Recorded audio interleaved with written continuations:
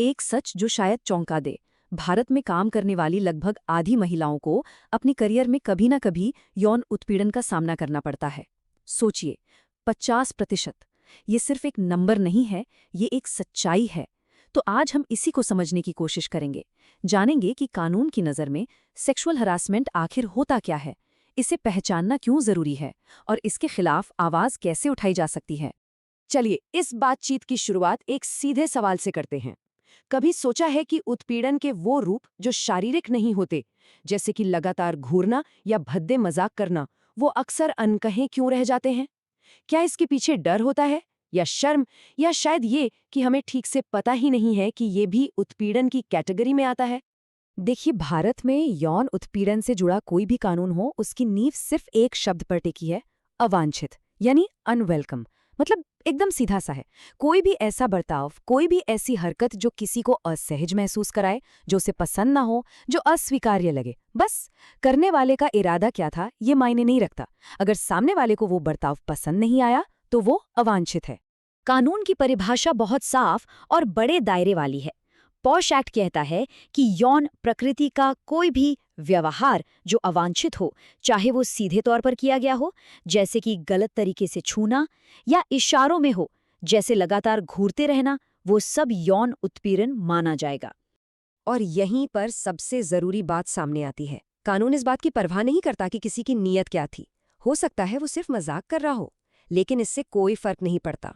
कानून सिर्फ एक चीज देखता है, जिस इंसान के साथ ये हुआ उस पर इसका क्या असर पड़ा।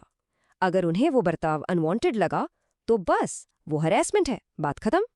तो कानून इन अवांछित व्यवहारों को किन ठोस श्रेणियों में बांटता है?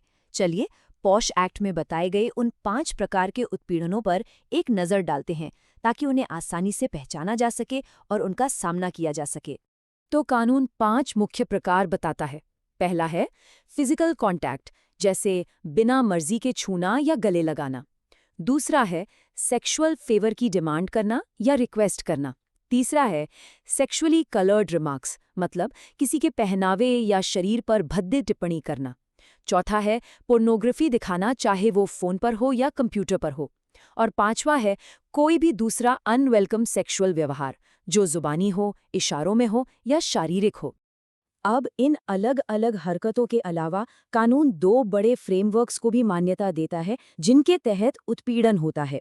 ये हमें पूरी स्थिति को और बेहतर ढंग से समझने में मदद करते हैं और ये पहचानने में कि उत्पीड़न कब एक पैटर्न का हिस्सा है। तो ये 2 फ्रेमवर्क क्या हैं? पहला है क्विड प्रो क्वो, एक लैटिन फ्रेज है जिसका सीधा सा मतलब है इसके बदले में कुछ। बहुत आसान उदाहरण है। मान लीजिए कोई मैनेजर कहता है मेरे साथ डेट पर चलो तो तुम्हारा प्रमोशन पक्का। ये हुआ क्विड प्रो क्वो। दूसरा है हॉस्टाइल वर्क एनवायरनमेंट, यानी काम करने की जगह पर एक डरावना या अपमानजनक माहौल बना देना। जब लगातार ऐसा बर्ताव होता है कि किसी के लिए ऑफिस में काम करना ही मुश्किल हो जाए। अब देखते हैं कि ये कानूनी परिभाषाएं आज के काम करने के तरीकों पर कैसे लागू होती हैं, खासकर तब जब हम में से ज्यादातर लोग घर से काम कर रहे हैं। ये जानना जरूरी है कि महामारी के बाद से ऑनलाइन उत्पीड़न के मामलों में काफी तेजी से बढ़ोतरी हुई है।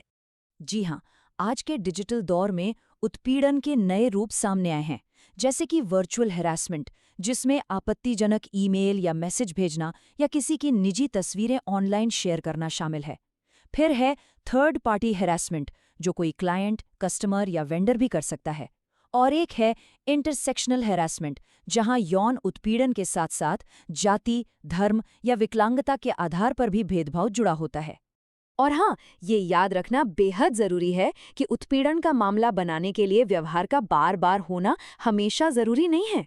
कानून कहता है कि एक अकेली लेकिन गंभीर घटना, जैसे कि कोई सेक्सुअल असॉल्ट, भी यौन उत्पीड़न के दायरे में आती है। तो इन सब बातों को जानने का असल मतलब क्या है? इसका सीधा सा मतलब है कि जानकारी ही ताकत है। ये खुद को और अपने आसपास के लोगों को बचाने की ताकत देती है, क्योंकि इसके परिणाम असल दुनिया में बहुत गहरे होते हैं। उत्पीड़न के परिणाम बहुत गंभीर हो सकते हैं। जरा सोचिए, किसी को हर दिन काम पर जाने से डर लगता हो क्योंकि उसे पता है कि वहां उसका शोषण होगा।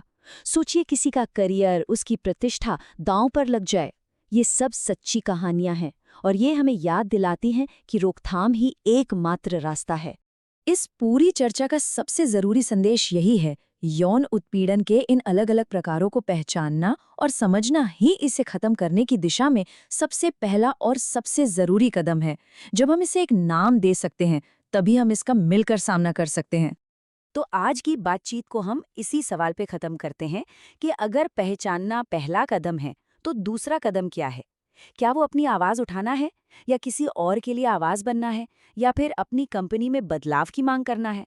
ये एक ऐसा सवाल है जो हम सबको खुद से पूछना चाहिए, क्योंकि इसका जवाब ही एक सेफ और सम्मानजनक माहौल की नींव रखेगा।